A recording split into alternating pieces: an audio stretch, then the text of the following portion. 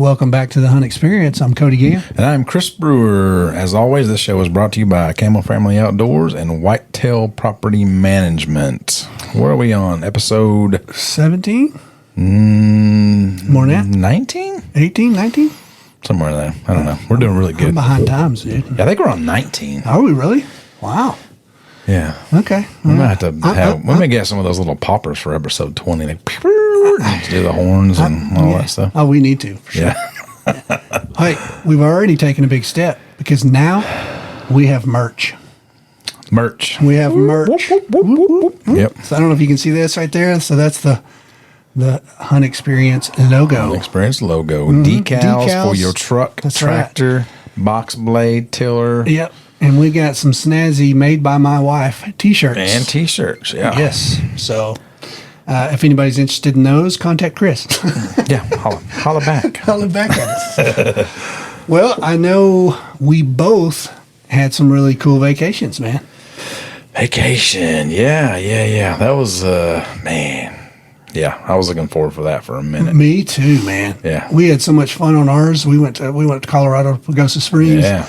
And just acted a fool, pretty much. We hiked the mountains and kayaked and hot air ballooned. Did you kayak? I didn't see it. I Facebook stalked you. I was looking at pictures while y'all up there trying to get it, and I realized there was nothing going on. Like, what are they doing? Dude, we went to the Royal Gorge and kayaked that. Oh, that's awesome. Dude, it was Me and Luke talked some about level that. 4 stuff. Yeah. Oh, it was legit. Yeah. Like, I love that. It was so fun, too, because we get there, and it's like, we get off the bus, and it's me and Luke, Lexi, Christy, and we're the family, and then we get paired with 2 other older people. Yeah. Well, our guide is like 5'7", Yeah. and he comes to us and he's like, okay, you're going to be big and tall, and Luke, you're going to be NBA, Yeah. and you're my 2 front guys. Okay. So they stick us up. We're the one doing all the work. Yeah. And he just steers and we do all the paddling. Yeah. Dude, it was a blast. Yeah. It was I so bet, much fun. yeah. I've seen videos of that. We talked about it before. Like, that'd be cool. Oh, you'd love it, dude. Because, it was just, and so, here I am thinking, I'm, pretty big guy, whatever. I'm not going to have any trouble. Yeah. So right towards the end of the ride, he's like, there's an older man on there. It's like he was like an experienced rider or whatever. He'd done a bunch of them. He's like, how strong's your grip? He's like, hey, it's pretty strong, And he said, you want to ride a bull? And he's like, yeah, I'll do it. Yeah. Stuck him on the front of the raft. Yeah. And had him hold on to that rope. Yeah. And we went through, I don't remember what it was called now, triples or something. And the last one, dude, like totally submerged our vessel. So you're on a raft. We were on a raft. Okay. Yeah. Not canoes. Yeah. We were on a raft. Gotcha. Yeah.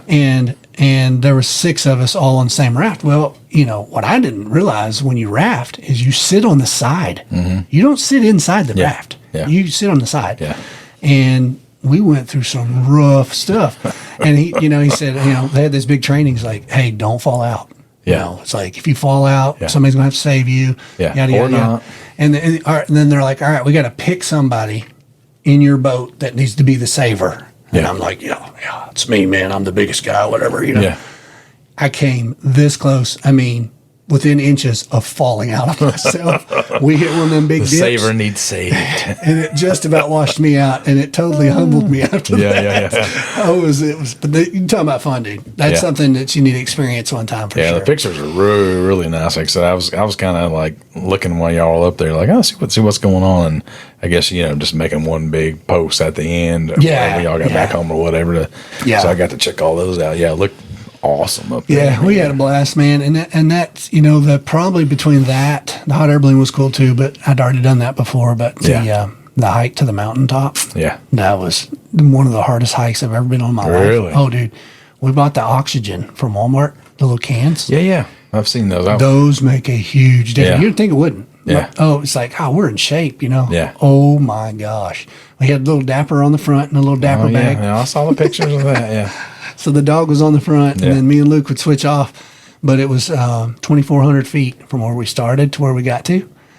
Climb. Not to mention the elevation you started at. And we started at 10,000. Yeah. We ended at 12,400. Yeah. And it's like short breaths just to breathe up there. And we get up there, it's a beautiful lake. Man, it was so worth it. But that was, You know how we are with nature anyway. Oh yeah. Somewhere like Colorado, man, it was so worth it. That was to me was probably some of the funnest stuff we did was just get out in nature. And, What part did y'all go to? we went to Pagosa Springs. Pagosa Springs, Yeah, okay. yeah, and we stayed there, and then we, like Royal Gorge was 3 hours away, and Okay. we went to these different So destinations. you had like a house you were staying in, and you just like bounced to different spots every day. Yeah, Gotcha, yeah, gotcha. each day, and we went up there with zero agenda. We had Yeah. planned nothing. Yeah. We were just going to relax. Yeah. That after about 30 minutes of being there, it's like, oxygen. Yeah. we're going. So it was a blast, man. I mean, it was really fun. We hadn't done that as a family in 2 or 3 years. Yeah. We hadn't been to get the four of us, just the four of us. Yeah. And so that was cool in itself. And of course, we had the dog too. The five of us, I should say. Yeah. How he doing with his stress medication? Was he good? Or? We had him on his anxiety medicine. And That's he the handled funniest it. thing I've ever heard in my life, dude. I'm not gonna lie. That's hilarious. He handled it pretty well. He was a little bit stressed out the one day we left him, but he went with us the rest of the time, pretty Yeah. much everywhere. And I was here for the unveiling of the dog backpack and everything. I knew that was going to be. I was like, I can't wait to see how I this made goes. so much fun of that. I thought that's so stupid. You know what? What was you thinking? Yeah. Dude, that was the best thing. Oh yeah, what else you going to do with it? He pretty much chilled. He got in that backpack, dude, and was just like tongue out. What's up, Yeah. y'all? The Yeah. whole way. Yeah. And every once in a while, I'd be like, hey, let me out. I got to pee or whatever. Yeah. Put him right back in there. He just ride. Good to go. And if you put him on your back, you put mama behind. If you put him on the front, you put mama in front. Oh, gotcha. And the whole time he's watching her. Keep his stress levels down. His levels are down. Everybody's chill. You can't have him stressed out, man. That's not good. Well, I know you guys had a blast because I've seen tons of pictures. Yeah, no, we did. We went to, we flew into Panama Beach and rented a car from there, and then our spot was like an hour and a half away from that. It was Cape San Blas is where we went. So it was weird, man. Like we used to go into the Condoville up in Fort Walton's where we normally go. Right. This place had, just big beach houses and Y'all rented a house and just stayed right there on the beach. Yeah. It must have been pretty awesome. the beach is, right out the front door or wow. the back door, I guess. But it came with chairs and boogie boards and, carts. But I mean, yeah, you walk out there and there's your nearest person. We got fairly lucky because a lot of the houses were just owned and people didn't, rent them out and they weren't there. So it was like the nearest person was probably 80 yards to our right and probably 300 yards to our left. So it's like you had That's nice. whole beach to yourself. So, Sweet. yeah, very anticlimactic though. It's like the waves weren't really good. Me and Luke, we like to do the boogie boarding and all that stuff, but the water was pretty flat. So, very shelly there. So we found a bunch of shark teeth and cool shells. Oh yeah. Sweet. Saw a little black tip shark swim very, very close to us. Oh, nice. Yeah. And like the crabs and stuff that were there is like, everybody goes to Florida and they go off their flashlights at night and they find these little spider-like crabs. Well, the ones walking the beach here were, these are full-grown like crabs. Like, yeah. Really? And they're out during the day too. Like, there's Really? no joke. So we had a little private swimming pool at the house. So I was like, I'll hop in the pool.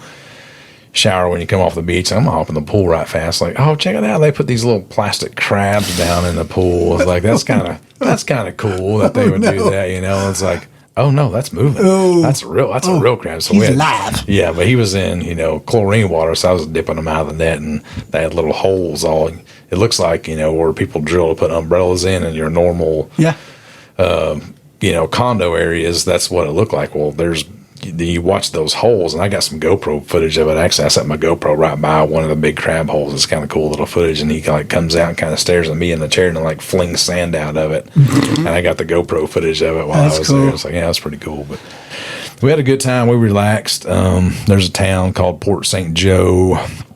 It's a little bit of ways, and they got a lighthouse that was actually on Cape San Blas, from the 1800s. You can kind of tour that. Oh, nice. There's a military wall of honor there. There's an Air Force base there. So, cool. Luke's going into the military, and we saw several jets fly by, big bombers go by. And then I was out in the water one day, and an Apache was flying you could see the dudes in the plane. Really? So, of course, Luke's up at the house. And I stand, here it comes, and I'm standing in the water. I just salute it. Well, it dips its wing at me, like dips its wing at me. So what's up, dude? That's so cool. That's awesome. Yeah. But we got there. When did we get there? Saturday? We flew in Saturday. Yeah. And we land, and I flip my phone off airplane mode. Burp, get a text. Your luggage is blah, blah, blah, blah. Not so. Oh, no. We don't have no luggage the first night. So I woke up the next morning, and I'm calling up there, and like they're supposed to deliver it to me, right? And it's like, well, when y'all coming? Well, they don't open up till noon. And there's 3 different, times that they go. It's 1, 4, and 7 or something. Like, all right, I'm coming to get it. So I drove an hour and a half all the way to the airport again, and an hour and a half all the way back Nice. to get our clothes. But at least I knew I had them in my hand. So, but other than that, it was good, man. First time Lydia flying, she did real good on that. Yeah, So So she like it? She was pretty jacked about it. all about it, I huh? was a little nervous about that whole situation, but yeah, water's super clear. Nobody was around us. That's pretty tough to beat. Yeah, no, it was awesome. Like just to be able to go out there and do what you want to do, and then you can build fires on the beach. So I seen that. So I'm gonna run down to where the houses stop, and Luke was running and doing his Navy SEAL training stuff, running all the way down the beach. Hey, if you see some driftwood, let me know. I'll pull this wagon. He's like, I really didn't see a whole lot. And anyway, they call it the trading post. It's like a quarter mile away, and you can buy like $9 worth of split wood. So we went and did that, and had a fire on the last night, and then it was super cool. That's something I had done since I was a kid in California. We always had fires on the beach. Really? There, yeah. Oh, that's cool. So what kind of temps, man? Was it pretty nice temperature? It was like 96-ish, but I mean, you know how it is when you're on the water. It's like they're in the water, and there's a breeze blowing all the time. Yeah, so yeah. It wasn't too bad. Yeah, it wasn't bad. Arkansas 96? Well, I think, when I came back, my lawn's halfway burned up. My ornamental grasses are burned up. And it's like everybody's saying, it's like all the guys in the shop's like, it was 115 degrees here last week. It was, dude. And that was shock to us because actually when we were in Colorado, there was a heat wave there. Really? And they got to 90, which was like, and they're like, this is 20 degrees above normal. Really? Yeah, we were hot air balloon. They were freaking out. The workers were all sweating. Yeah. We don't need to sweat. How's the humidity level there? It's not bad. Nothing. Nothing. No, Yeah. no. So I know we went to Vegas. It was that way. It's like, man, it's supposed to be 100 degrees, but you're walking.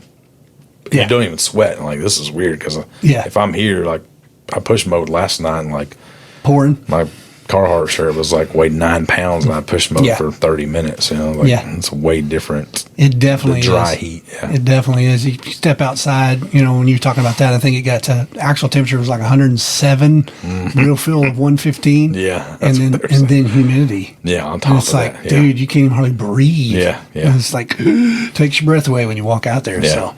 But we landed.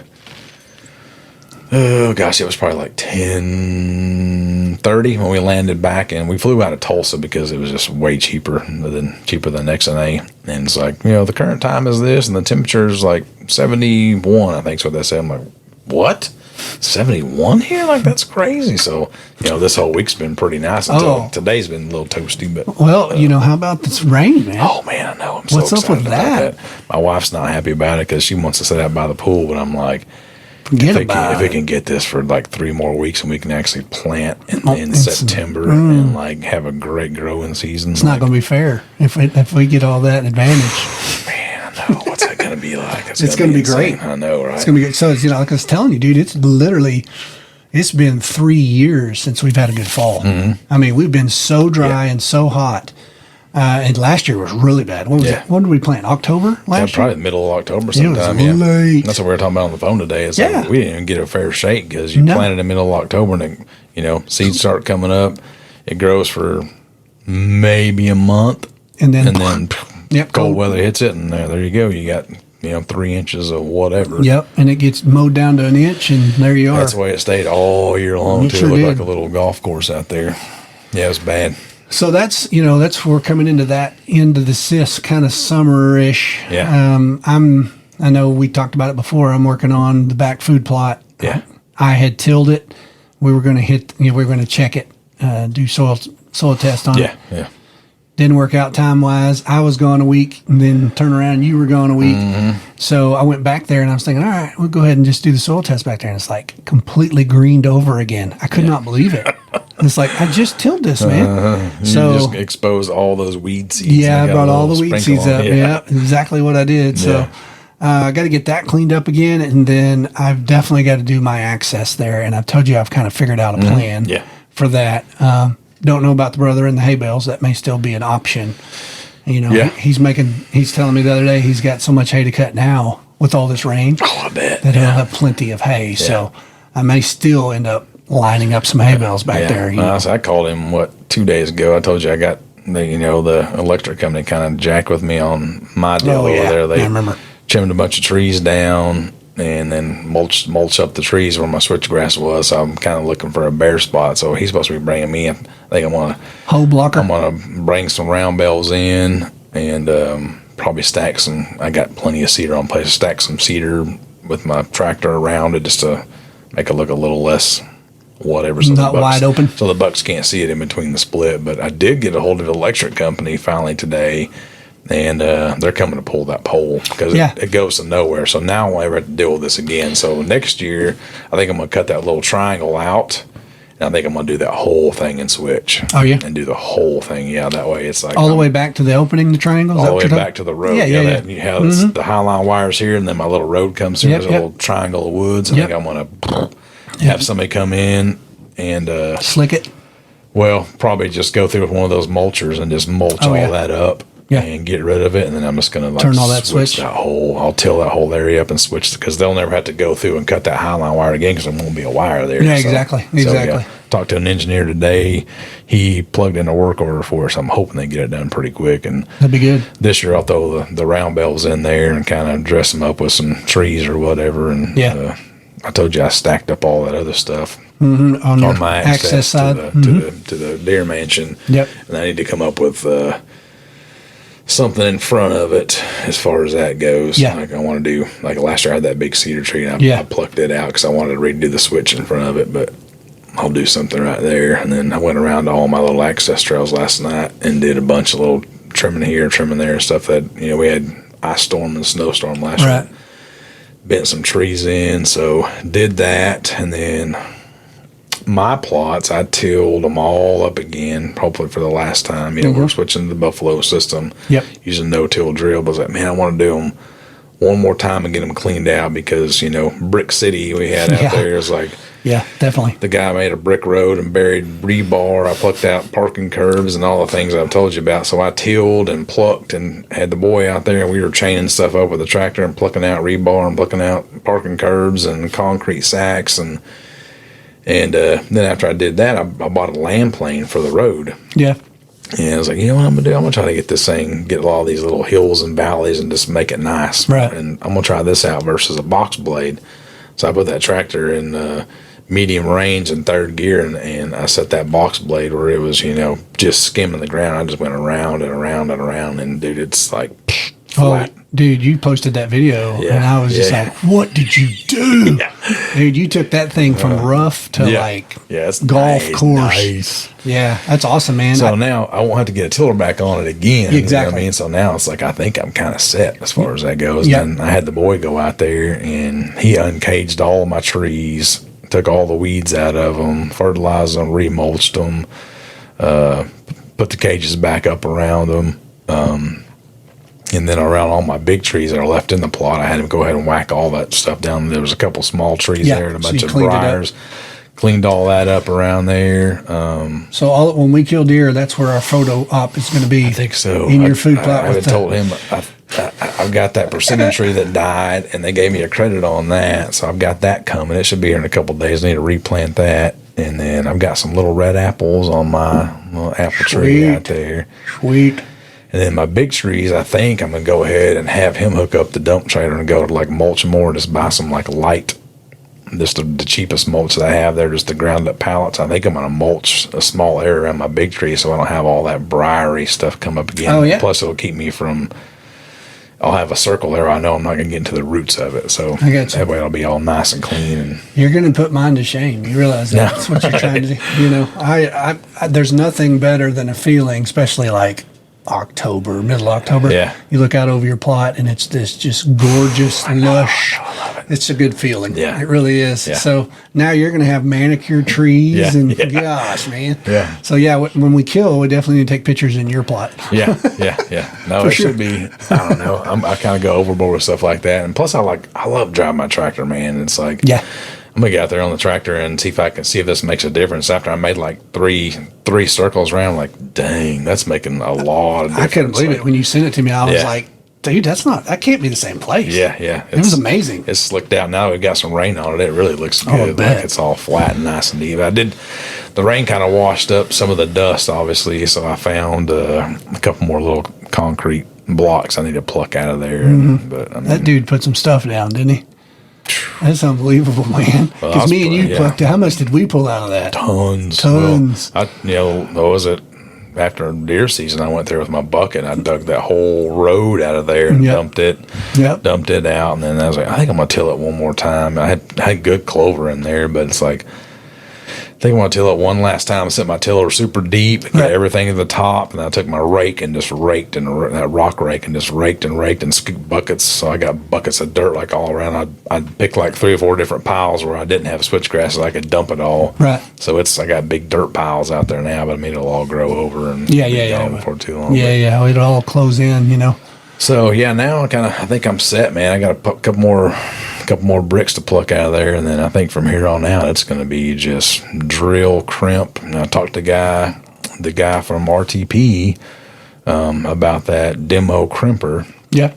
and he's talking about maybe bringing it to me and even doing a podcast with us. So There we that'd go. be pretty sweet. That He's would be cool. an RTP Genesis guy come Yeah. out here and shoot the bull with us and tell us what we're doing wrong. So you'll have this super clean, super good spot to really try the buffalo system. I mean, this is going I to be think so. a legit That's my launch. goal, yeah. Yeah, because, I mean, we'll go in there, you get that awesome seed-to-soil contact like we're looking for. Yeah. And then come spring, you crimp it down. Yep.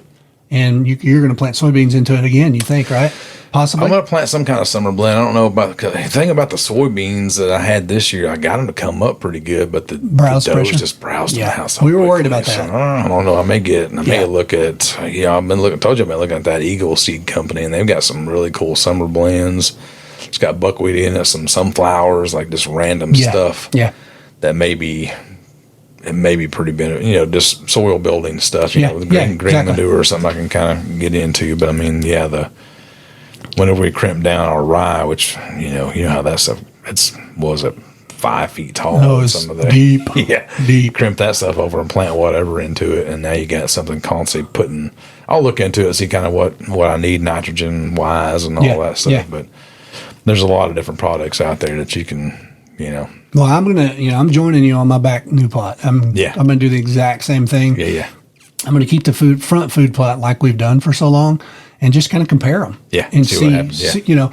I would love to know if 2 years down the road that green fertilizer setup has made it more attractive than what we've been doing, because that's what our goal is anyway. Yeah. Is we want the best ground around. Well, I'm excited about the soil building. That's Yeah, what sold that's what I'm me saying. on the drill Yeah. altogether. It's like, oh my gosh. Yeah. I don't mind to go out there and walk and spread seed, but once I started watching video on the crimping and like year 3, you got 3 inches of like Missouri dirt. I'm like, I'm in. Black. Yeah, give me that. Yeah. Yeah, sure. I'm in on that deal. So yeah, it's exciting. I mean, like I said it before on this thing, I'm 50, so I can't wish my life away, but man, I'm ready to get to planting. No doubt. Yeah. No doubt. And dude, and like you said, if this rain keeps up, Oh, I know. it'd be great. Yeah, I know. I'm so jacked about that. I've been telling everybody about that. It's like, we're kind of known for what we're known for, and it's like, how's the flute plot stuff coming? It's like, dude, if we keep getting this rain, like I say the same thing over and over. I have to get my hair cut this morning. It's like, how's your fruit plots looking? Like, well, looking like dirt right now, but I'm hoping this rain keeps going. Yeah, exactly. And I do need to go in there and probably spray mine one more time. I got some. Yeah, I do got too. some weeds coming up. I'm scared to do it because all my switch and my fruit trees, and like I told you, I got that big PTO sprayer. I can just form that Knock thing it out. wide open and go, but I can't. Yeah. Because I'm gonna see what the wand does with it. I bet it's pretty powerful. I may be able to get Just off the layered tractor and spray around the trees, and then do this, and then make my drive around. I've got my rig too. You know, it goes on the back of the 4-wheeler. Mm-hmm. It's pretty controllable. Yeah. You know, I've sprayed with it for years. So, you know, Well, I bought that. You got that big one. Yeah. Well, I bought it because I thought I needed it when we were getting ready to do the switch and all that stuff. I was going to spray this and do that, and we went out there. I was like, oh, I don't even really need it now. I got my switches everywhere, so I didn't really need it. But I do want to try that. What would we say that was? Clethodim? That you can spray on switch? Because I've got some like different weeds and stuff in mine. Yeah, it's a funky name. Yeah. I'll think of it here in a minute. Yeah. It doesn't mess with the switch, Chris. I definitely want to get involved with that. Just clean up, make it all switch. Yeah. Yeah, because mine's coming in pretty thick, but I do have a lot of seed heads that you can recognize now it's not switch. Not switch. Yeah, but it's not tall enough to drown out the switch, except for my old food plot where we did like the red osier dogwood pods. I drove out there last night, and it was like you can't even see the pod, like they're disappeared, like they're in the depths. I'm assuming all that switch, is that all switch? It's switch and weeds. It's mixed. So that's what I'm saying. It's like I don't know if I can spray that with clethodim. It may turn into all switch. Yeah, But right now it's kind of like a 50-50 mix. But I'm assuming my red osier dogwood probably got shaded out inside there. You think? I mean, it may. Who knows? Yeah, I don't know. That's pretty strong. I didn't walk out there because I didn't want no chigger effect. I'm just backing up here. Yeah. Chigger's a bad thing, for sure. No, I know. And I still got some on me just from doing what I did last night, walking the trails and trimming stuff. I still woke up this morning with some chigger bites on me. So, well, that's kind of segueing into kind of what we're going to talk about today, and that's supplemental feeding. Yeah. And that, you know, we both are fall food plotters for sure. Yeah. And when we have summer food plots, they make it, if we don't get completely burned up, they'll make it, and we'll go from that plot straight into a fall plot. Yeah. But a lot of times here, we burn up, everything's gone, everything's dead. Yeah. And we start over. Well, we have an issue with, we have nothing to offer the deer for the period of time it takes to grow that plot. Yeah. And so we both supplemental feed because in Arkansas you can start August 1st, right? No, September 1st. September 1st, sorry. Yeah, September 1st. September 1st you can start baiting or, you know, supplemental feeding for deer.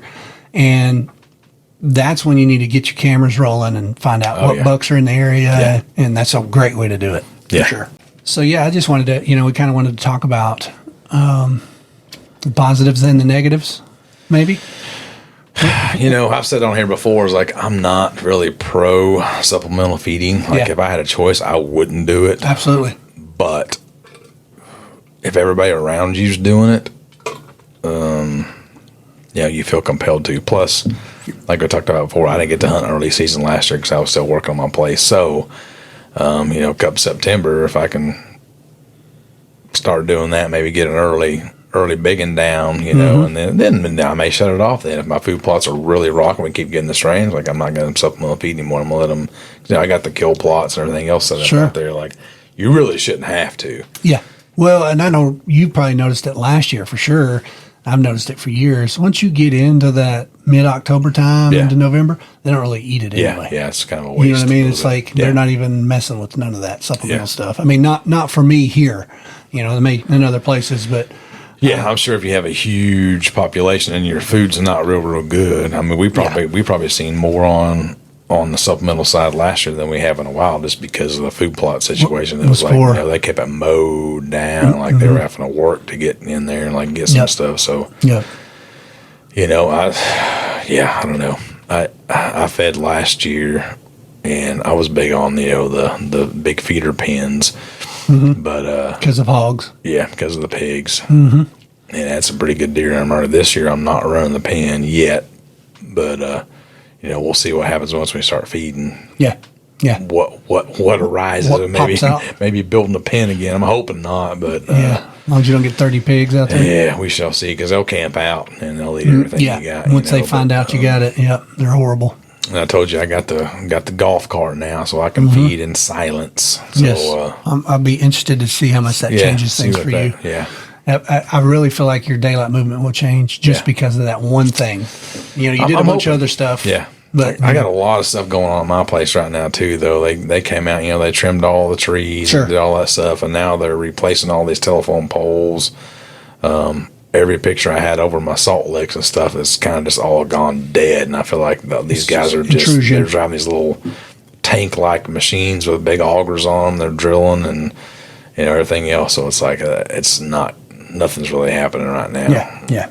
Well, I mean, if it makes you feel any better, they haven't been here, and I don't have a whole lot happening. Yeah. I mean, of course, we've got all this rain, so my plots have kind of reemerged. I still have some clover that's alive. Oh, yeah. And so, they kind of piled in there for that. Yeah. But, it's the movement is not where it needs to be yet. Of course, today was what, 98 or whatever it was. Yeah. It was hot today. I told you I got home and said, I mowed last night. And, it's your vacation catch-up ride. It's like, oh, my gosh, my grasses are dead. My grass, the other thing else is high. I need to brush hog, and my tractor's in the shop getting some extra hydraulic stuff added to the back of it, so I can't brush hog. And it's like, so I walked out today. I was like, I'm going to knock out this weed eating right quick, and went and checked some stuff around there. And I'm like, I'm not going to brush hog today. It's too hot. I'll wait till in the morning. Yeah. I'll get up early in the morning, It's knock cool. it out, and forget about it. Yeah, it's been tight or been tough on the temperatures, man. I mean, Yeah. But like I said, I think here I am like 4.5, 5 inches of rain for August. That's crazy. That is wild. It rained last night. Yeah. I woke up this haven't morning and checked said, what the heck? I haven't checked it, so I may Yeah. have more than that. I don't know. Well, I used to, before I redid the whole road, I could tell what happened by the puddles. But Yeah. now I don't have any potholes. Well, so I have the puddles. yeah.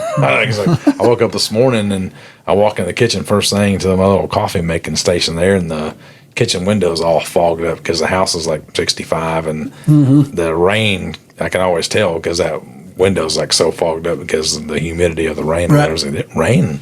Opened up the garage door and like, sure enough, yeah, we got rain last night. dang. Like, I had no idea. So yeah, that's, last year I was watering my fruit trees every other day. I remember. Like, toting water out there in buckets and all this stuff. It's like, I watered them before I went on vacation. That's the only time I watered them. Really? And Just to make sure, yeah. wanted to make sure that it wasn't going to, burn up or anything. And I refertilized them again with fruit tree fertilizer and that blood meal. So I wanted to water that stuff in. The boy remulched them, and, they were covered up with old soybeans and weeds and all kind of stuff. So I wanted to get them all cleaned up, and I didn't want to do it. So I had him do it. Yeah, that's the way that works. It's called delegating. yeah. And point your finger and do this, but he did a good job. And then he drive the side by side out there with the chain, and I kept on finding a rebar and this and that, and I just pluck it out, and we move it, and then he cleaned up around all the big trees. So yeah, it looks pretty nice out there right now. Sweet. Yeah. So for me, for years, there was this big stigma around baiting. Yeah. In the state of Arkansas, it's legal, obviously. Yep. Certain periods of time for deer. Early on for me, I didn't want to bait at all Yeah. because everybody had put it in the air that if you didn't really kill that deer, you baited it in. Well, I've totally changed on that because I've played the game long enough now, been a food plotter for as long as I have, supplemental fed for forever. Yeah. That is absolutely no guarantee. And the flip side of that is too, if you kind of and I'm not established or anything, it's just because I've done it for so long. I've moved to mature animals. Yeah. I don't even, the young guys, the girls, we don't have to do that anymore like we used to. Yeah. We've moved over to the mature stuff. Over food in the open spot is rare. Yeah. For us. Highly unlikely. now Not during daytime. Yeah, and you can go to Texas and there's deer standing under feeders. I get it, and it happens everywhere. Yeah. But I'm just saying, for us in this environment, with the way things are set up, a barrel in the middle of a field is just not going to net you if you're wanting to hunt mature deer. Yeah. It's not going to. Now, you want to kill a deer? Absolutely. Sure. Yeah, no question. Yeah, I used to be that guy. Yeah. We were all about, we want our limit of deer every year to fill the freezers. Yeah. And, and now that I don't have kids at home and all, I don't need that. Your needs are replenished when it comes to the meat side. Yeah. But don't get me wrong. A set of back straps, dude, is some of the best. It's pretty tasty. Yes, it is. My Yeah. wife can smoke them away, Yeah. dude. Oh, they're fantastic. My brother calls them meat candy. Yeah. What he calls them. Yeah. So, I like smoking them too. That's good. They're good. This year I had one of mine, I smoked it, and then the other one I had cut up, and I hadn't done it yet, but I had them cut up into basically like filet mignon. So I'm gonna wrap them in bacon and sear them up and see how that goes. So, yeah, I actually thought those out. That sounds pretty good. Well, we were just complaining because we don't have, all we have is ground left. Yeah. And of course I don't have a problem with throwing a pound of ground in and just eating it, but man, the steaks and all that different stuff, we enjoy that. So that part, and there's another kind of controversial topic. Everybody says, them bucks, man, they don't taste that good. That's all I've ate, dude, for I don't know, years. Mine's pretty tasty. It's pretty dang good. So I ain't had a bad one yet. But my wife's a cook. I will say that she knows how to work the seasons, and you're a cook, and so if it's cooked right, it's good. That's like the wild hogs. It's like I was knocking them things down left and right and leave them laying everywhere, and I'd keep one or two a year and grind up the sausage, and like the same deal. Luke shot that last big sow with his bow. We just strapped it out. And I let them bleed off for, I think, 2 days and threw them on the smoker. I'm like, oh my gosh. But now, and everybody ate it, the sausage and all that stuff. It's free. I mean, you got nothing in it but a bullet, right? Yeah, exactly. And I think Valencia was charging like $50 or something to grind up a hog. Yeah. And nothing to it. And it's like, you do 2 of those a year, you're set forever. We were making these breakfast pizzas. And then she read something online about wild pig meat. So now... Irish. I put them down, and one of my employees loves them. So I was like, "Hey, got a pig down. You got to come get it though." Like now. Yeah, it's gonna spoil. Yeah, come get it. Yeah, I don't know, man. I mean, I'm that guy that says, "Hey, if you're a weekend warrior and you only get to hunt a couple days a week, and you can pour something out to help you take a deer, get it done." Oh yeah, if it's legal to do it, that's absolutely. What you want to do. You're not gonna hear any complaints from me. And like I said, me personally, I wouldn't supplemental feed if everybody else was a supplemental feed. Exactly. Like for me, I look at it in 2 different ways, right? You have you're supplying something for your herd. Number 1. Yep. Number 2, if the guy 2 miles away is dumping out 200 pounds of corn, and he's a guy that's going to shoot a 2-year-old, and you got a 2-year-old 12-point on camera, if you supplemental feed, maybe he stays on your place and you make him survive in the next year or the next year. Absolutely. Not saying there's anything wrong with killing that 2.5-year-old if that's what you want to do, but for us, we would like to keep that deer safe and hopefully it don't get hit by a car or shot by somebody or so on and so forth. We want that old man with the biggest rack we can put on him. Right, yeah. And it's kind of cool to see the progression. So year 2 for your place here coming up. Yeah. Oh, I'm excited. I'm excited for you, just to see. And, who knows what's coming. And if we get a good growing season, dude. Oh, no. It could be interesting. I'm excited about it. I don't think I lost any of my does, man. I told you I'm running, let's see, 1, 2, 3, 4, 5 salt blocks or trophy rocks. Yep. And I've got tons of does, and that now they've all... I think I have 1, 2, 3, 4, 5, 7 fawns on the place right now. Oh, nice. Yeah. Nice. So you got what, 15 or 20? Yeah, maybe too many. So that may be an early season deal too. Like, let me get this. Let me take out a couple of these, go to get some backstrap and do all that stuff. Yeah. Well, the nice thing about your place too, the way it's laid out is, you're not confined to one spot. No. You got lots of options. Yeah. You got lots of rooms. I made some changes. I moved some stuff around. From way I hunted last year. Yep. The stand that I said I would never hunt, I pulled it down. I ended up hanging it back up because I thought, man, what if it's coming down to the last minute, and if they repeat last year and they come through there, I may climb in that stand. Just make it happen. Yeah. So I put it back up again. Well, that's one of them setups like we talked about. Yeah. It's awesome when you get in. It's really hard to get out of. So you need to go in to kill. Yeah. You know what I mean? It's like he's here or 2 of them's here. Well, this is where they're crossing. It's right there at that water hole, and that mock's great, man. It's like those bucks are just like they always show up there, but it's like I can't get in there. But I hung the stand back up again because I was like, I may have to get in there. Give you that option. And it's a nice setup. I got a lone wolf like tucked up 20 foot up in a cedar tree. I mean, yeah, I've seen it. It's good. It looks like a pretty good situation over a water hole and a scrape. So, and you have good access in. No, yeah, for sure. Yeah. So I mean, that could be one of those. Hey, man, he's here. He's been here the last 2 nights. I'm going in. Yeah, I know. It's like I'm gonna risk it all right here and see what happens. So that's why I put it back up again. So I'm putting it back up, man. I tore it down. I'm gonna put it back up. Right. It's one of those you're laying in bed kind of moments, and like, man, what if I need to get in there? Like, I need to figure this out. So, well, see, I'm the same way with this new plot back here. It's like, man, if we get a good growing season, like it's looking like, I don't knock on wood. Yeah, I know. I got to get good access in and out. And so I'm actually going to work on that this weekend and cut me a trail. I don't know if I've even talked to you about it, but I'm going to come out of the back and I'm going to go around into the woods. Yeah. And down through the fence line. It's not going to be foolproof, but it's going to be so much better than what I did last year. For sure. You know, and then if I do get hay bales from my brother, that'll even make it more solid. A little bit more of a wall there. Yeah, that'd be cool. So I can tell you, I think I texted you this. If you do any, so I was looking for a supplemental feeding spot for the deer mansion. Well, if I move up there later, and so I'm gonna climb up in this thing, and I'm gonna range some spots and kind of see where I want to be. I wanted to, last year I fed way too close, and it never burned me, but it was just way too close. I had to have the wife drive the side by side in a couple of times to blow the deer out of the food plot, and I don't even like doing that, but so first thing I did was I pulled the golf cart up there, to it, my little access trail in there, and I got a can of wasp spray with me because I assume there's going to be some wasps underneath it. Now I was pretty confident with everything that we did, silicone, the wall boards, the studs. We should have been airtight up there, yeah. Oh man, spray foamed everything. Like I don't think I'm gonna have anything inside this thing, but outside I feel like there's probably going to be a wasp nest. And walk up there, the very first boards got a wasp nest with 15 on it, probably something like that. So spray it, knock it down with the stick, and then I'm climbing up.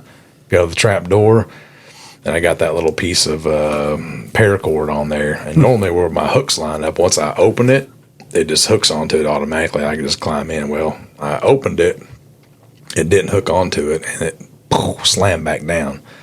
When that thing hit the floor, I mean, probably 50 wasps just come pouring out from the front right where I have it wrapped. I mean, and I jumped off that ladder as quick as I could, and I couldn't even really see it because the way we double stacked our 2x6s right there around the door opening, so it was behind that, so I couldn't even see it. Really? So I had to risk my life and get in the line of fire and just start spraying and knocking. They were coming at me. I was knocking them down. I got buzzed by the ear one time. But so if you happen to go out there and check out your spot, beware of in front of your trap door. They like that. They'll find a spot there. So we had that, what do you call it? It's not netting. What do you wrap those things with? I can't think of the name of it. Yeah, it's just camouflage burlap. Burlap, yeah. So we got the burlap wrapped around there. Well, it was in between that burlap and those stacked 2x6s. I mean, that little slot. I mean, it was when I knocked it down. It was massive. Huh? It was frisbee sized. Oh boy, she was a big one. Yeah. Well, you know me, I'm allergic, so you would have seen like a 10-year-old girl flapping his arms and running away. I bailed. I was on the third step down, and I jumped off of it, and not even thinking about the braces. Like I could have killed myself on one of the braces. And the crossbar. Yeah. I somehow missed all that stuff, hit the ground, and took off running down the trail. But super sketchy. So be careful if you go out there. Look for that, huh? Here's a question for you. So I found my spot where I want to supplemental feed. Now I'm not going to start up there early, like in September. I'm going to feed down low. Where I told you where my scent's blowing for south wind. Like up there, it has to be northwest. So it's the only way you can get in. So I'm not even going to mess with it. Right, cold front stand. Yeah. Should I? So I went to the west side, right against the wood line, where the electric company came and mulched out all my switchgrass. Yep. Let's go where I'm going to feed. Got a pretty good pine tree. I can put a camera in there because I told you I was going to auger out a spot to put a tree and just cut a tree down and put it in that hole. Well, now I don't have to do that. I think it's 47 what I ranged. I was going to ask you, how far is that? Yeah, 47. 47. But I figure they're going to be milling around there, so I could probably get 40, 39-ish somewhere around there. Get a good bow shot. And I can still get out pretty good. You're talking close to 50 if they're on the pile or whatever. Like I can get out, especially since I've made some improvements to that. So are you just to the south of the big tree? Yeah. Okay. Yeah. That's what the spot you're talking about. Yeah, and it's super, super thick in there. Remember that? Yeah, oh yeah. I told you the buck I killed last year. Yeah, the big boy popped out of there. He come right through there. Yeah. So I'm gonna put all those round bells in there, cover that up on the right of way that they cleared out for me, unfortunately. So I'm gonna do that. Now the trail where all the other bucks come out of, and where he went in when he died, that trail, you know where that's it's a little further down. Yeah. Yep. Mm-hmm. Should I move a trail over that pops out right at that cornet through that thicket? Just cut me a small trail, or should I just let it? That's a good question. Naturally, that's a good question because especially as soon as you can start feeding, they'll make their own. Make their own trail. They will because if you block it with the hay bales, that's my plan. If you do that, then they've got to access through there. Mm-hmm. But if you cut one, almost guarantees they'll use it. That's what I'm thinking. It's like 50, I'm out there last night like, these things are going through my head. It's like, man, I don't know. So you're going to come off the corridor trail and Y into it? Is that what you're thinking? Yeah. Yeah. I don't know. It might be a bad idea. Just wide enough for a deer. I mean, I'm just going to clear it out enough. Yeah. No side by sides or nothing. Yeah. It's okay. Something to think about. Well, I was going to pick your brain on that. You had given me that. You had asked me about. You texted me and you said, "Hey, man, one spot or two once we start feeding." Yeah. I think I kind of said, "Man, no, one spot." That's what I would do. Yeah. I would do both to start. Yeah. And see where the most action is. Yeah. And the only reason I say that is because we know your place last year. I know. Deer would be over here that would never be over exactly, here. And you had deer down low that never came to the plot. Exactly. And so it's like, I know that was going through my head, but the only problem is the only thing I could possibly do would be, it's just. So here's the thing. Here's why I asked you that question, because of that reason. I had some nice shooter bucks on the upper plot that never came down to the lower plot. Exactly. Nice shooter bucks on the lower plot that never made it up to the upper plot. Yep. The deer I killed last year, the year before that when I was hunting him, he never came up top. He was always down that low end on that. He never showed his face up top on any camera. Nubby or nubs or whatever? No, the deer I killed this year. Oh, yeah. Yeah, he never Spike. came. Yeah, Spike. He was down on the south end, Gotcha. the low side, and that was it. He never popped up there. So it's like, man, I wonder if I should feed up here too. Yeah. But where I'm going to be hunting from, we set it up for northwest, set it up for a cold front spot, right? Yeah. That's the deal. So I could still, even with a south wind, if my feeding spot is all the way on the west side, I could still blow into the food plot a little bit, but not be affecting that. Right. And I could even probably get out. And if I kept the windows closed until I decided to shoot. That's what I was going to say. And So if you're not green yet. Yeah, they're not going to be filtering through there. I don't know about your apple trees and all that. Well, I got them caged. Okay, so they can't mess with those right now. I'm not going to uncage them until they're all up and rolling. So, well, that could work. Especially we made it airtight anyway, and so you can shut it all down and just kind of chill. I think it's airtight enough that you proved that last year. You had some swirling winds or whatever, and deer. Well, what I would do last year, during muzzleloader season, I would take my vacation during muzzleloader season. I'm hunting in here. I'm outside all day sets. So right. I would get in, if there's a bad wind, I would get in hour and a half or so before the sun, before shooting light, and I would just shut everything down. A lot of times I would just kick back and stretch out, take a little nap, take my socks off and chill out. That's just the way I did it. So I was like, there's nothing. I can't say there's nothing. You're going to leave scent behind. I don't care how much you spray down, whatever. You're going to leave scent. But where I'm coming in at, there should really be no deer there. Yeah. And the way you got it set up, and the trail is to the dirt. Yep. There's no limbs to rub against. I did that last night. Yeah. So, you're going to leave minimal to no scent, actually. So. Yeah. So, I don't know, dude. I thought about that. I told you initially, one, because that's what we do here. Mm-hmm. We focus on one. Yeah. I've been running, in the past, I would run two. Yeah. And kind of one would take over. and it was a no-brainer. And I think that's probably what'll happen for you. Yeah, maybe you run 2, and then you see, okay, there's, but it's going to be funny on your place because you did have such a, my place would be the same deer, both spots. Right. Yeah. You know what I mean? A few times I had a buck in the back that I didn't have up front, but 90% of the time it was the same deer. You didn't have that. I know, and we're not talking about a large amount of property. No, it's 40 acres. Yeah, yeah. But it's one end up kind of up a hill. That's the only thing that's different. Yeah. I don't know. So that's what I do. I think I would, once we can feed, I think you feed both spots. That's kind of where I'm at too. That's why I texted you last night. I'm sitting there. Of course, I drive out there and I look at stuff and I'm like, I'm ranging. Here's what I'm going to do. I'm trimming limbs, and it's like, then I start talking to myself. Man, you think should I feed up here? I'm gonna text Cody right now. What do you think? Should I do? Like, should I cut a trail through this big thick stuff to get them to come through here a little bit easier? That way I know where they're coming in. Well, I will say that I don't think it can hurt. Yeah. As long as it's small. Yeah.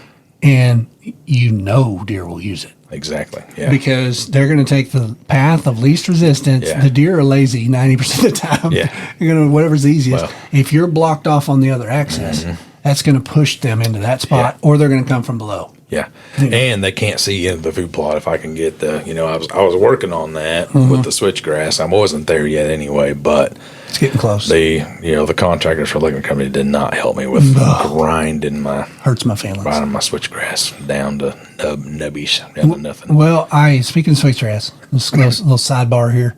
I told you before I left, I said, man, some of my switchgrass is down. I don't know what's up, Oh, yeah. My really thick wall. I went out there, come back from vacation, so a week ago, and 90% of it's down.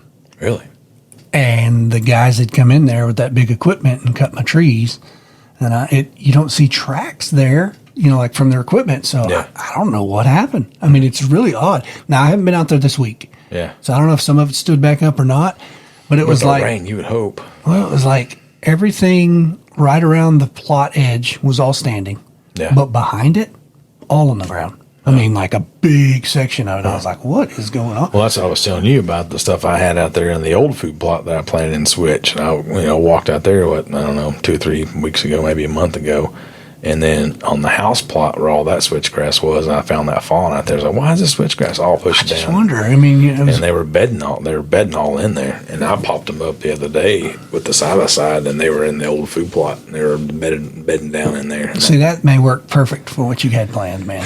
I know. If it works, it's going to be awesome. That'll be your staging area? Yeah, I know. Man. Yeah. That'd be cool. If that really, really pans out, yeah. I mean, I think I'm gonna keep trying until it does. Yeah, no. I mean, why not? If the weeds, that thing is so fertile and has had lime on it for so many years, it's gonna be a weed problem. But I sprayed it really good, and the switchgrass is coming up. But now I've got a lot of weeds in it that are competing with it. But I think once you get that switch coming up, it's really hard to get rid of. Right. Next year, probably go in there and pre-treat it, and then use clethodim after the green up comes through, and see if I can really get it to just take off. Yeah. Well, you say that you remember where I was going to put my first pond back over here. Yeah. I decided I planted that in Switch. Well, I didn't have much luck for Switch coming up for whatever reason. I frost seeded it, and it just didn't do well for whatever reason. I'm not 100% sure why. I did get some, but not a lot. But I decided I'm going to let that grow back up into a thicket. Because how I did on the top side up here? Yeah. Up above. Yeah. I think I'm going to let that happen down in the bottom. Yeah. So I will get to see that this season at about 3-4 foot deep in just regeneration. Yeah. Just to see if deer will actually lay in that, come to the food plot. I can see does laying right there. Oh yeah, and slipping right in. No brainer. So that'll be, and me and you talked about last year. We both did. We went out in the timber and cut us some pockets. Dude, I know for a fact I had deer come from those pockets last year. So what, is that even going to get better? I mean, that's what we got to ask. So, I don't know. On that note, I drove out there last night and looked at mine. Dude, you gotta come check it out. Is it just where I clear cut that area, and then I did a bunch of hinge cuts. Yeah, and, I'm doing a little trial size area here. dude, it is Green Acres. thick with just all kinds of little trees and weeds, and nice. the white oak trees are just like full. I mean, from the trunk all the way down, just green. Awesome. And like next winter, I'm gonna move up the hill towards the old food plot. Take off some more. I'm gonna do more because it's it's already thick in there. But it's like when you look, I drove over there last night. I'm like, oh my gosh. So there's no seeing through it anymore. No. See, that's the thing that's cool about it. That was just timber you could stand in and look all the way across. Yeah. With wide open canopy, and now it's all in the ground and thick. And last year I went out there after season. It was like tons of rubs all around there. I couldn't prove that anything was actually bedding there. Yeah. But there was tons of rubs right around that thicket. So I'm like, well, something's happening. Yeah. I don't know something's what going on. So I want to move that up so that I'll have. So you going on top of the ridge? Or are you going down towards? I want to go up the hill towards the old food plot. Okay. So then I'll have a lot of hinge cutting, a lot of clearing, a lot of new growth. Then I'll have a switch, a quarter acre of switchgrass with whether or dogwood pockets. So then you'll have the plot. Bed, stage, plot. Yeah. No brainer. Should be. That'd be cool, man. Yeah. Now you're in silence with your golf cart. Yeah. Yeah. Is it here yet? I'm ready. I know, right? I'm ready. It's so hot outside and all that, but it's like I immediately want to go out and start working in my plot. plot. Help myself, man. I was doing it last night. I was like, "Where are you going now?" Like, I'm gonna go trim some limbs, and I got to be out there. Yeah, gotta do something. And then I found a little baby cottonmouth in one of my water holes last night. Very interesting. Pretty cool. Yeah. Okay. There was tons and tons of little baby frogs in there, which I think that's pretty cool, right? It's like its own little ecosystem. It's turned into a pond now. It's not like I haven't had to fill them up at all this year. Last year I was constantly pumping water to them because the does are still hitting them pretty hard. I got cameras over all my water holes. Yeah. So the does are hitting them pretty hard. So. Yeah, but I guess it turned into its own little ecosystem. There's tons of baby frogs and snakes in there eating the baby frogs, and I actually built a pond here. You could have a river otter in there for them. It's a real deal. Yeah, this is a real deal. So, advice for supplemental feeding. Okay, you're gonna have deer there, promise you. Yep, guaranteed. So before you choose a spot, it all comes down to the same thing we always talk about: access. Yep. Got to be able to get in, got to be able to get out. Because I can promise you, if you start dumping out corn or nut grub or rice bran or whatever you pour out, 10 minutes before it gets dark, you're going to have a crap ton of does there, and they're going to blow out every deer in the nation if you put it in the wrong spot. Yep. So, for sure. I know everybody wants a chip shot early season with the bow at 20 yards, but it's tough, man. It is. You got to... I'm setting mine out to almost 50 right now. And it's tough not to booger it, too. And I'm hoping they'll work their way into 40, so I can so I can stop one and get a shot early season. And So that'd be my advice on that is put it somewhere where you can get in and get out. Just like anything else, any stand location with corn, whatever you put. Rice bran or whatever, nut grub, whatever you put down. Very important to find a good location. Like I said, everybody wants a chip shot at 20 yards, but if you're dumping corn out at 20 yards away from where you're hunting, I promise you're going to get busted. Yep. Trying to get out and get in. Yep. Or just scratching your nose. Yep, exactly. It ain't going to work. And to me, the only way you can play that game, and it's really tough to do, the only way that I've had success playing that game is you stay out until you're ready to kill a deer. Yeah. You get one of your hit listers in there pretty regular, and then it's time to go in with the right wind. Especially early season, you're talking about kind of sweating and heat. Yeah, it's your hot. scent's probably up more Mosquitoes. than normal. Yep, for sure. No, it's the access thing. We're both big proponents of that. It's got to be so solid, but once you get that done and you don't bust it out and you don't blow it out, then it changes the game. Yeah, for sure. It really, really does. Yeah. It's worked here. It's worked for you. Mm-hmm. It's going to continue to work. Yeah. Neighbors do play a role a little bit in that. Oh yeah.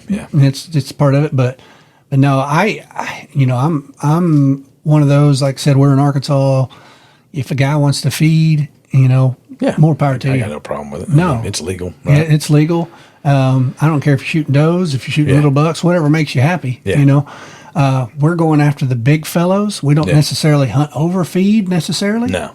But I'll be honest, we're hunting that deer on the way from or to, just like everybody else. Some sort of food source. Yeah, just like everybody else in it's food plots or something. Acre and flat or a grain field in up north somewhere. Yeah. I mean, well, it's like we talked about. The other thing you discover when you start supplemental feeding is, and now I say supplemental feeding, we don't run feeders. Yeah. We pour out. Yeah. So, we're not feeder guys. Yeah, because, and there's a big debate on that too. Yeah. And, it's whatever you want to do. I mean, it's up to you. Like, it's very, very convenient. But I mean, I've got a feeder up on the lease, and it's like, same thing. I'm not hunting over the feeder, but I'm hunting on the trails leading to it. And it's like, hear that thing echo through the woods. Like, I don't know if I just probably scared everything. But up there, it's so I can't pour out up there. It's no way. And to be honest with you, I haven't ran that feeder in 3 seasons. So I'm hunting. Yeah, I'm hunting saddles and stuff like that up there right now. Well, I've told you my side of that, and the reason the reason I moved from it is because I went straight off trail cameras. Yeah, and I put one on a feeding source. Yeah. On a feeder, like a barrel feeder. Yeah. And then one at a pour out spot. Yeah. And there was no comparison. You converted me years ago. Yeah. Yeah. There's just no comparison on, and I don't know if it's just the comfortability of the deer or what the situation is, the big thing scares them, whatever it is. For me, there's just no comparison to I was just thinking back to, I don't know, how long ago was it? Probably 6 years ago or something like that. And I got that one Texas something feeder, and the dude, you can't kill it. Like, it's 20 years, and it's still out there spinning at the house right now. It's an awesome, like, I wish I could think of the brand of it because I would give them a plug. But you remember me sending you that picture where I had, like, cut down all these cedar limbs and all that stuff, and I ratchet strapped it to it so it looked like a big shrub. Yeah, I was like, okay, well, there you go. This thing does not look like a feeder now. It's a tree. I'm going to try that. And it is stupid. It's so stupid, but I'm like, I'm going to try it, like, see if it makes a difference. Whatever works, man. Yeah, I was just thinking works. about that. It's like, that's so corny, but I don't know. I think I may have pulled the feeder not too long after that, but I don't really have a result on that if somebody out there wants to try that. But well, and I'm not going to say that you can't kill a buck over a feeder because you can, and you can kill a big buck over a feeder. Sure. It's just not as common to happen. And part of that problem is, in my mind, is there's dudes on every corner with a feeder running, you know what I mean? Yeah. So, to each their own, I guess. Well, I mean, you know how it is.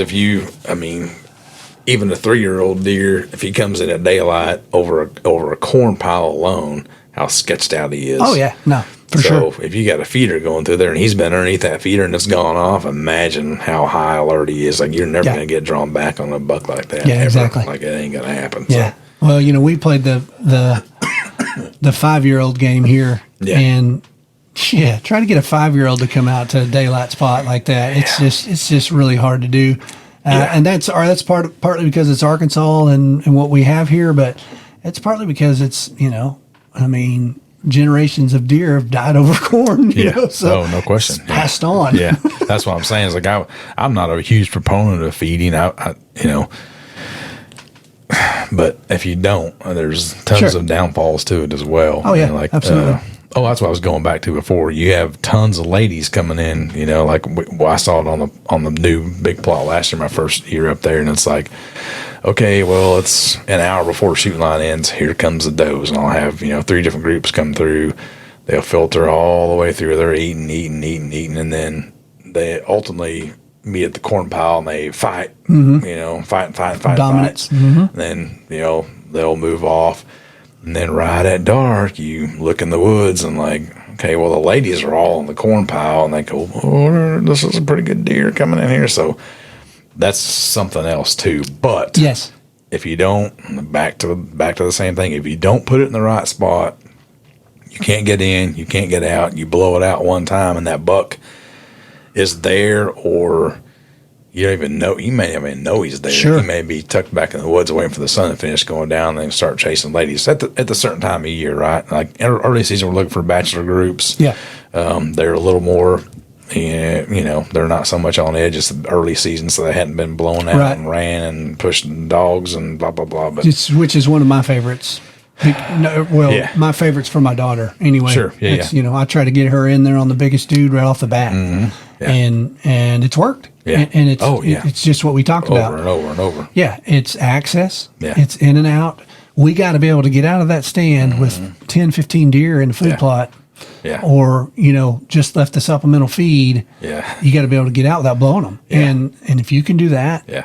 consistently, dude, you're in the chips, because Yeah. it's just a matter of time when For sure. big boy steps out 5 minutes earlier.